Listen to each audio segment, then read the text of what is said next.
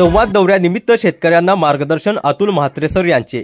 नमस्कार, आपण बघत आहात महाराष्ट्रातील number 1 news channel Maharashtra police news 24। दिनांक 7 ऑक्टोबर 2024 रोजी कोळवे वडखळ या गावी अतुल म्हात्रे सर यांनी शेतकऱ्यांशी संवाद दौऱ्यानिमित्त चर्चा करण्यात आली। यावेळी त्यांनी योग्य ते चांगल्या प्रकारे कोळवे ग्रामस्थ व शेतकरी यांना शेतीबद्दल MIMRD याबद्दल चांगल्या प्रकारे माहिती सांगितली। शासन आपल्यावर कशा पद्धतीने दबाव टाकत आहे, या दबावाला बळी न पडता चांगल्या पद्धतीने आपण शासनाशी मुकाबला करू व आपल्या जमिनीवर कोणाचाही ताबा न देता आपल्या जवळच राहिल्या पाहिजे, अशा पद्धतीने अतुल म्हात्रे सर यांनी शेतकऱ्यांना संवाद दौऱ्यानिमित्त मार्गदर्शन केले। आज आपल्या समोर अतुल सर आहेत। अतुल सर, आपण शेतकऱ्यांच्या बद्दल एवढं प्रेम आणि शेतकऱ्यांचे प्रश्न लावून धरताय। आज आपण कोळवे गावामध्ये शेतकऱ्यांनी आपल्याला आमंत्रण केलं आहे आणि बोलवलं आहे। शेतकऱ्यांचे जे काही प्रश्न आहेत आपण कशा पद्धतीने शासनाचे भांडून लावून धरताय?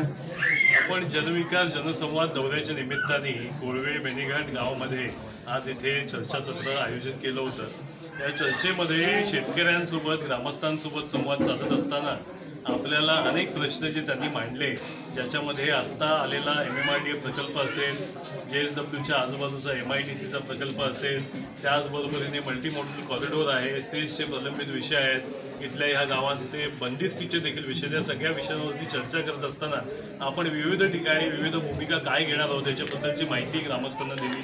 माझं विशिष्ट पद्धतीने मत असं आहे की कुठलाही प्रकल्प असला, आपलं विशेष मत हे नाही की आपण विकासाला विरोध करतोय। आपलं म्हणणं फक्त एवढं आहे की विकासाच्या प्रक्रियेमध्ये आमच्या जमिनीची मालकी घेऊ नका। आपला विरोध विकासाला किंवा प्रकल्पांना नाही, आपलं विरोध आहे हा विकासाची जी धोरणं आजकाल आपण पाहतो। धोरण काय तर MMRDAचा प्रकल्प आपण सगळ्यांनी ऐकला, शासनाने MMRDAला NTDA म्हणून तिथे नेमणूक केलेली आहे। NTDA मध्ये जर आमच्या जमिनी घेतल्या गेल्या तर आमचं अस्तित्व पुसलं जाईल, हे व्हायला नको। आमचा विकासाला समर्थन आहे, पण आमच्या जमिनी घेऊन आमचं अस्तित्व पुसण्यासाठी समर्थन नाही।